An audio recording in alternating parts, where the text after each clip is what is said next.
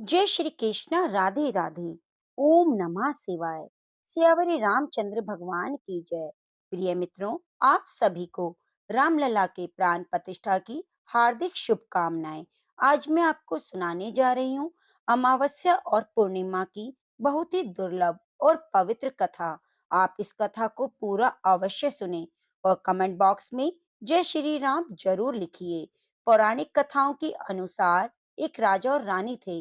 उनकी दो लड़कियां थीं और दो लड़के। एक लड़की का नाम पूर्णिमा और दूसरी लड़की का नाम अमावस्या था। पूर्णिमा घर का सारा काम करती और भगवान की पूजा पाठ किया करती, गाय की सेवा करती। लेकिन अमावस्या ना तो घर का काम करती, ना भगवान की पूजा पाठ करती और ना ही गाय की सेवा करती। फिर भी राजा और रानी अपने दोनों बेटों और अमावस्या को बहुत प्यार करते, लेकिन पूर्णिमा से नफरत करते। राजा के दोनों लड़के और लड़कियां धीरे धीरे बड़े हो गए। राजा ने दोनों लड़कों का विवाह करवा दिया। इसके बाद रानी ने कहा, दोनों लड़कियां भी विवाह के योग्य हो गई हैं। इनके लिए भी कहीं पर जाकर रिश्ता तय करके विवाह करा दो।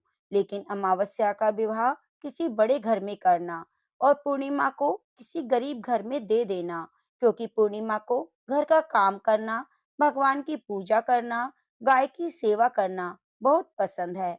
अब रानी ने राजा को दोनों बहनों का रिश्ता तय करने के लिए भेजा, तो राजा अपने पड़ोसी राज्य के राजकुमार से अमावस्या की शादी का रिश्ता तय कर देता है और उसी गांव में एक गरीब लड़के से पूर्णिमा की शादी तय कर देता है। राजा अपनी रानी को दोनों बहनों की शादी के रिश्ते के बारे में बताता है, तो रानी अब सोचती है कि पूर्णिमा की भगवान कैसे मदद करते हैं, क्योंकि वह तो बहुत पूजा पाठ करती है, गाय की सेवा करती है। लेकिन पूर्णिमा के भाई और भौजाई पूर्णिमा से बहुत प्यार करते थे, क्योंकि पूर्णिमा उनका घर के काम में हाथ बटाती और अमावस्या उन पर अपना रौब जमाती। राजा उसके लिए कुछ दिनों बाद ही विवाह करवा देते हैं और जब राजा और रानी उन दोनों लड़कियों को विदाई देते हैं, तब अमावस्या को विदाई के समय बहुत सारा धन देते हैं और पूर्णिमा को कुछ भी नहीं देते। इसके बाद दोनों बहनें अपने ससुराल चली गईं। अब एक दिन अमावस्या ने अपने घर शिव चर्चा रखी, जिसमें उसने पूरे गांव वालों को घर बुलाया, लेकिन पूर्णिमा को नहीं बुलाया। जब गांव की औरतें अमावस्या के यहाँ जा रही थीं, तब पूर्णिमा अपने दरवाजे के बाहर बैठी हुई थी। तो उन औरतों ने पूर्णिमा से कहा, तुम्हारी बहन के शिव चर्चा है, तुम नहीं चलोगी क्या? पूर्णिमा ने कहा, मुझे तो बुलाया नहीं, मैं कैसे जाऊं? औरतों ने कहा, बुलाया नहीं तो क्या हुआ? वहां तो भगवान की शिव चर्चा है, तुम चलो हमारे साथ। पूर्णिमा उन औरतों की बात मानकर पूर्णिमा उनके साथ चली गई। जब अमावस्या की नजर पूर्णिमा पर पड़ी, तो अमावस्या ने गुस्से में आकर पूर्णिमा से कहा, तू यहाँ कैसे चली आई? तुझे तो मैंने बुलाया नहीं। खैर कोई बात नहीं, आ ही गई है तो चुपचाप बैठ जा, इधर उधर मत घूमना। इस तरह से अमावस्या ने पूर्णिमा की गरीबी का मजाक उड़ाया। अमावस्या की यह बातें सुनकर पूर्णिमा की आंखों से आंसुओं की धारा बहने लगी और भगवान शिव से हाथ जोड़कर पूर्णिमा मन ही मन विनती करने लगी, हे भगवान, क्या पूजा पाठ करना, घर का काम करना, गाय सेवा करना गलत है? आखिर मेरा कसूर क्या है? अब आप कृपा करें मुझ पर भी। पूर्णिमा बार बार भगवान से यही कहती रही। जितने में शिव चर्चा पूरी हो गई, अब अमावस्या भगवान का प्रसाद बांटने लगी, तो उसने सबको भगवान का प्रसाद दिया, लेकिन पूर्णिमा को नहीं दिया। पूर्णिमा बिना प्रसाद के ही घर लौटने लगी। तो रास्ते में उसने सोचा कि बच्चे प्रसाद मांगेंगे तो मैं उन्हें क्या कहूंगी। उसने सोचा कि मैं अपने मायके, अपने भाई और भौजाई के यहाँ जाऊंगी और वहां से बच्चों के लिए कुछ लेकर आऊंगी। ऐसा सोचते हुए वे अपने घर आ गई और उसने अपने पति और बच्चों से कहा, मैं मायके जा रही हूँ। उन्होंने कहा, ठीक है। पूर्णिमा मायके के लिए रवाना हो गई। चलते चलते एक चबूतरा आया, जिस पर तुलसी का पौधा लगा हुआ था। उस चबूतरे पर एक बूढ़ी औरत लेटी हुई थी। वे कोई और नहीं, साक्षात तुलसी माता थी। वह बूढ़ी औरत पूर्णिमा से कहती है, बेटी तुम कौन हो? कहाँ जा रही हो? पूर्णिमा ने कहा, मैं पूर्णिमा हूँ। बूढ़ी औरत ने पूर्णिमा से कहा, यह तुलसी का पौधा सूख रहा है, इसमें थोड़ा पानी डाल दो और चबूतरे की सफाई कर दो, जिससे मुझे थोड़ी ठंडक मिलेगी। पूर्णिमा ने कहा, ठीक है माँ जी। उसने तुलसी में पानी डाला और चबूतरे की सफाई की। उस बूढ़ी औरत को नहला भी दिया, उसके पैर दबाए और कहा, क्या काम है माता जी? माँ जी ने कहा, कुछ नहीं बेटी, अब तुम जाओ और वापस आते समय मुझसे मिलकर जाना। पूर्णिमा ने कहा, ठीक है माँ जी, और वह वहां से रवाना हुई। तो चलते चलते आगे एक शिव मंदिर आया। वहां एक बूढ़े बाबा बैठे हुए मिले, जो चबूतरे पर बैठे थे। वह कोई और नहीं, साक्षात महादेव थे। उन्होंने पूर्णिमा से कहा, बेटी तुम कौन हो, कहाँ जा रही हो? पूर्णिमा ने अपना परिचय दिया। फिर बूढ़े बाबा ने पूर्णिमा से कहा, इस चबूतरे और मंदिर की साफ सफाई कर दो बेटी। पूर्णिमा ने कहा, ठीक है बाबा। उसने चबूतरे और मंदिर की साफ सफाई की, पूजा पाठ किया और बूढ़े बाबा को भी नहला दिया और कहा, और कोई काम है क्या बाबा? उस बूढ़े बाबा ने कहा, और कुछ नहीं बेटी, अब तुम जाओ, वापस आते समय मुझसे मिलकर जाना। पूर्णिमा ने कहा, ठीक है बाबा, और वह वहां से रवाना हुई। आगे चलते चलते काली माँ का मंदिर आया। वहां भी एक बूढ़ी औरत चबूतरे पर बैठी हुई थी। उस बूढ़ी औरत ने पूर्णिमा से कहा, तुम कौन हो बेटी और कहाँ जा रही हो? पूर्णिमा ने अपना परिचय दिया। तब बूढ़ी औरत ने पूर्णिमा से कहा, बेटी यहाँ सब पूजा पाठ करने तो आते हैं, लेकिन कोई साफ सफाई करने नहीं आता, और इस चबूतरे की और मंदिर की साफ सफाई कर दो। पूर्णिमा ने कहा, ठीक है माता जी, मैं साफ सफाई कर देती हूँ। पूर्णिमा ने मंदिर और चबूतरे की साफ सफाई की, पूजा पाठ किया, माता का श्रृंगार किया और बूढ़ी औरत को नहला दिया, उसके पैर दबाए। तब पूर्णिमा ने कहा, कोई और काम है माता जी? तब औरत ने कहा, नहीं कुछ और नहीं, अब तुम जाओ, वापस आते समय मुझसे मिलकर जाना। तब पूर्णिमा ने कहा, ठीक है माता जी। इसके बाद वो वहां से रवाना हुई। थोड़ा आगे चलते चलते एक नदी आई। नदी के किनारे भी एक बूढ़ी औरत बैठी मिली, जो साक्षात गंगा मैया थी। उस बूढ़ी औरत ने कहा, तुम कौन हो बेटी, कहाँ जा रही हो? पूर्णिमा ने अपना परिचय दिया। इसके बाद औरत ने पूर्णिमा से कहा, इस नदी पर स्नान करने तो सब आते हैं, लेकिन साफ सफाई कोई नहीं करता, इसलिए तुम इस किनारे पर साफ सफाई कर दो। पूर्णिमा ने कहा, ठीक है। उसने साफ सफाई की और बूढ़ी औरत के पैर दबाए और कहा, कुछ काम है माता जी? बूढ़ी औरत ने कहा, और कुछ नहीं, तुम जाओ और वापस आते समय मुझसे मिलकर जाना। इसके बाद पूर्णिमा नाव में बैठने लगी, तो नाव फूलों से सजी हुई थी। वे नाव में बैठकर नदी के दूसरे किनारे उतर गई। इसके बाद वह पीहर पहुंची। वहां पर पूर्णिमा के भाई भौजाई ने उसे देखा, तो वे बहुत खुश हुए। उन्होंने पूर्णिमा की खूब खातिरदारी की, खूब बातें की, कहा कि बच्चों को भी साथ लेकर आती। इसके बाद सब खाना खाकर सो जाते हैं। सुबह जब पूर्णिमा ने अपने ससुराल जाने के लिए कहा, तो भाभीियों ने उसे एक लाल साड़ी दी, थैले में बच्चों के लिए कपड़े और खाने पीने के लिए सामान दिया और कहा, तुम बहुत दिनों बाद आई हो, जल्दी जल्दी आया करो। पूर्णिमा ने कहा, ठीक है भाभी। इसके बाद पूर्णिमा की भाभीियों ने पूर्णिमा को हाथ में थैला दिया और कहा कि जाओ और वापस जल्दी आना। इसके बाद पूर्णिमा वहां से रवाना हुई, उसी नदी के किनारे पर पहुंच गई। नाव में बैठकर नदी के दूसरे किनारे उतर गई। वहां उतरने के बाद पूर्णिमा को वह बूढ़ी माँ मिली, जो साक्षात गंगा मैया थी। उस बूढ़ी माँ ने कहा, आ गई बेटी? पूर्णिमा ने कहा, हाँ माँ, मैं आ गई। बूढ़ी माँ ने पूर्णिमा को एक थैला दिया, कहा, इसे तुम घर ले जाकर ही खोलना। पूर्णिमा ने कहा, ठीक है माँ जी। अब पूर्णिमा के पास दो थैले हो गए। वे उन्हें लेकर वहां से रवाना हुई। पूर्णिमा आगे गई तो काली माँ का मंदिर आया।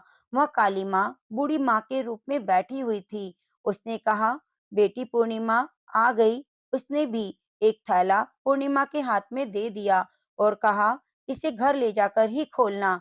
अब पूर्णिमा के पास तीन थैले हो गए। पूर्णिमा ने एक थैला सर पर लिया और एक एक थैला हाथ में लिया।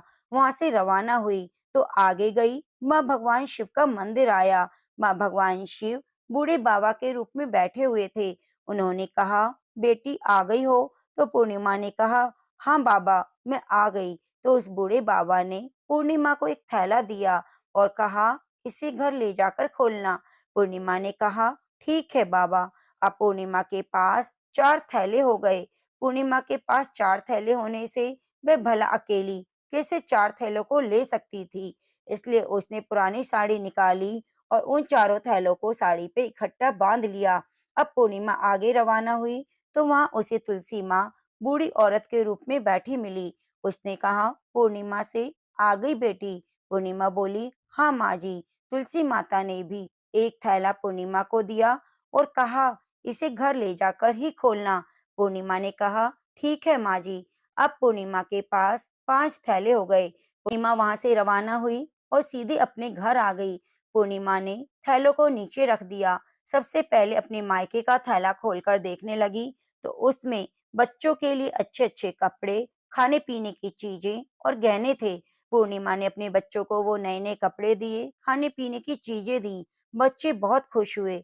दूसरा थैला खोला जो गंगा मैया ने दिया था, वह सोने चांदी से भरा हुआ था। अब पूर्णिमा ने तीसरा थैला खोला जो उसे काली माँ ने दिया था, उसमें 16 श्रृंगार का सामान भरा हुआ था। पूर्णिमा ने चौथा थैला खोला जो भगवान शिव ने दिया था, उसमें धन संपत्ति और बहुत सारी खुशियां भरी हुई थी। अब पूर्णिमा ने पांचवा थैला खोला जो तुलसी माँ ने दिया था, उसमें चावल, दाल और 7 प्रकार का धान भरा हुआ था। अब पूर्णिमा के घर में किसी भी चीज की कमी नहीं थी। उसका घर धन धान्य से परिपूर्ण हो गया। पूर्णिमा और उसका परिवार खुशी खुशी रहने लगा। अब पूर्णिमा के मन में विचार आया, क्यों ना मैं भी भगवान शिव की चर्चा अपने घर में रखूं। और शिव चर्चा का कार्यक्रम रखकर उसने पूरे गांव को बुलावा दिया। अपनी बहन के घर भी गई और अपनी बहन को बुलाने के लिए गई। अब अमावस्या अपनी बहन के घर शिव चर्चा में आई तो उसने देखा पूर्णिमा के घर किसी भी चीज की कमी नहीं। इतनी धन दौलत देखकर अमावस्या आश्चर्यचकित रह गई। उसने पूर्णिमा से कहा, तुम्हारे घर में इतनी धन दौलत कैसे हो गई? ने पूर्णिमा से कहा, तुम्हारे घर इतनी धन दौलत कैसे आई? पूर्णिमा ने कहा, देखो बहन, तुमने शिव चर्चा रखी, उसमें मुझे नहीं बुलाया, तो भी मैं बिना बुलाए तुम्हारे घर आई। तुमने भगवान का प्रसाद तक मुझे नहीं दिया और मेरी गरीबी का मजाक उड़ाया। उसके बाद जब मैं अपने घर आ रही थी तो रास्ते में मेरे मन में विचार आया, घर पर बच्चे जब प्रसाद मांगेंगे तो क्या कहूंगी। इसलिए मैंने सोचा अपने मायके जाऊं और अपने मायके चली गई। जो भी कुछ घटना हुई वह अमावस्या को पूर्णिमा ने सब कुछ बता दी। अब अमावस्या ने पूर्णिमा से कहा, तुम भी मुझे प्रसाद मत दो, मुझे डांटो। लेकिन पूर्णिमा ने कहा, यह तो भगवान का प्रसाद है, मैं तो सबको दूंगी, तुम्हें भी दूंगी। फिर भी अमावस्या ने प्रसाद नहीं लिया और वह सीधे अपने घर चली गई। घर जाकर अपने बच्चों से कहकर वे अपने मायके जाने के लिए रवाना हुई। चलते चलते रास्ते में वही तुलसी माँ मिली, चबूतरे पर बूढ़ी माँ का रूप धारण करके बैठी हुई थी। उस बूढ़ी माँ ने अमावस्या से कहा, बेटी तुम कौन हो, कहाँ जा रही हो? तुलसी का पौधा सूख रहा है, इसमें थोड़ा पानी डाल दो और इस चबूतरे की साफ सफाई कर दो। इस पर अमावस्या ने कहा, ए बुढ़िया, तुझे दिखाई नहीं देता मैंने कितनी महंगी साड़ी पहन रखी है, ये गंदी हो जाएगी। ऐसा कहकर वह आगे चली गई तो भगवान शिव मिले, उनको भी उसने ऐसा ही कह दिया। इसके बाद आगे गई तो काली माँ मिली, काली माँ को भी उसने ऐसा ही कह दिया। उसके बाद गई तो गंगा मैया मिली, उसने गंगा माँ को भी काम करने से मना किया और ऐसा ही कहकर वे नाव में बैठने लगी। तो नाव में फूलों की जगह कांटे थे जो उसके पैरों में चुभ गए। वह दूसरे किनारे पर उतरकर अपने मायके चली गई। जब वहां भौजाइयों ने देखा तो वे आपस में धीरे से बोली, काम की न काज की, 2.5 सेर अनाज की, यह बला कहाँ से आ गई? अब आ ही गई है तो ठीक है। पूर्णिमा तो अपने काम में हाथ बटाती थी, यह कोई काम तो करेगी ही नहीं, अपना रौब जमाएगी। उन्होंने खाना बनाया और खाना खाकर वे सो गए। अमावस्या सुबह उठी, अपनी भौजाइयों से कहा, मैं अपने ससुराल जा रही हूँ। तो उन्होंने कहा, ठीक है जाओ। अमावस्या बोली, पूर्णिमा को तुमने एक थैला दिया, मुझे कुछ नहीं दोगी क्या? भौजाइयों ने कहा, तुम घर जाओ, थैला तुम्हारे घर पहुंच जाएगा। फिर वे वहां से रवाना हुई। नदी के किनारे आकर नाव में बैठकर दूसरे किनारे पहुंची। वहाँ गंगा मैया बूढ़ी माँ का रूप धारण करके बैठी थी। बूढ़ी माँ ने कहा, आ गई बेटी? तो कहा, हाँ आ गई। अमावस्या ने कहा, तुमने पूर्णिमा को एक थैला दिया, मुझे नहीं दोगी? तो बूढ़ी माँ ने कहा, तुम अपने घर जाओ, थैला तुम्हारे घर पहुंच जाएगा। इसके बाद काली माँ ने भी ऐसा ही कह दिया। भगवान शिव जो बूढ़े बाबा का रूप धारण करे बैठे थे, उन्होंने भी ऐसे ही कहा और तुलसी माँ ने भी ऐसे ही कह दिया। इसके बाद जब वह घर पहुंची तो आंगन में 5 थैले रखे हुए थे। अमावस्या ने अपने मन में सोचा, आज तो मैं निहाल हो गई। उसने जल्दी-जल्दी से सभी थैलों को खोला तो किसी में मिट्टी, किसी में पत्थर, किसी में कंकड़, किसी में कोयला, किसी में सांप बिच्छू भरे हुए थे। यह सब देखकर वे अपना सर पकड़कर कहने लगी, भगवान मुझे मायके में भी कुछ नहीं मिला और इन थैलों में भी कुछ नहीं मिला। इसके बाद अमावस्या दौड़ती हुई अपनी बहन पूर्णिमा के घर जाती है और पूर्णिमा से कहती है, तुझे तो इतना सब कुछ मिला, मुझे कुछ नहीं मिला, आखिर क्यों? पूर्णिमा ने कहा, मैं जब अपने मायके जाती हूँ तो अपनी भौजाइयों के साथ मिलकर काम करती हूँ। तुमने कभी भी उनकी इज्जत नहीं की, इसलिए उन्होंने भी तुम्हारी इज्जत नहीं की। वह तुम्हें भला क्या देती? इसके बाद तुमने गंगा मैया को ठुकरा दिया, काली माँ को भी ठुकरा दिया, भगवान शिव को ठुकरा दिया और तुलसी माँ को भी ठुकरा दिया, इसलिए उन्होंने तुम्हें कुछ नहीं दिया। अमावस्या बोली, बहन मुझे माफ कर दो, मैंने सदा तुम पर अत्याचार किए, मुझे कुछ नहीं मिला तो कोई बात नहीं, मैं भगवान की भक्ति करके सब कुछ प्राप्त कर लूंगी, मुझे इसका रहस्य बताओ। पूर्णिमा ने कहा, तुम 3 सूत्र का ज्ञान ले लो। पहले सूत्र में दया करना, दूसरे सूत्र में चर्चा करना, तीसरे सूत्र में 108 बार ओम नमः शिवाय का जाप करना। मैंने जो 3 सूत्र दिए हैं, उन्हें अपने हृदय में सदा के लिए बसा लो। मैंने सच्चे मन से भगवान की पूजा पाठ की, इसलिए मेरे पास कुछ भी नहीं था, फिर भी भगवान ने सब कुछ दे दिया। तुम्हारे पास सब कुछ था, वह भी खत्म हो गया। अमावस्या अपने घर गई, भगवान की पूजा पाठ करने लगी, भगवान शिव से माफी मांगी, गौ सेवा करने लगी, दूसरों की मदद करने लगी। इस तरह से अमावस्या भी भगवान की सेवा में रत हो गई। प्रिय मित्रों, जो भगवान की सच्चे मन से पूजा करता है, गरीबों पर दया भाव रखता है, भगवान उस पर अपनी कृपा सदैव बनाए रखते हैं। भगवान भक्त की सच्ची सेवा को देखते हैं, को हम दिखावे से नहीं, श्रद्धा से ही पा सकते हैं। उम्मीद करूंगी आपको यह पवित्र कथा बहुत अच्छी लगी होगी। कथा को अंत तक सुनने के लिए आपका बहुत-बहुत धन्यवाद। आप हमारे चैनल को सब्सक्राइब जरूर कीजिए और बेल आइकन को दबाना ना भूलें। एक बार फिर से प्रेम से बोलिए, जय श्री राम।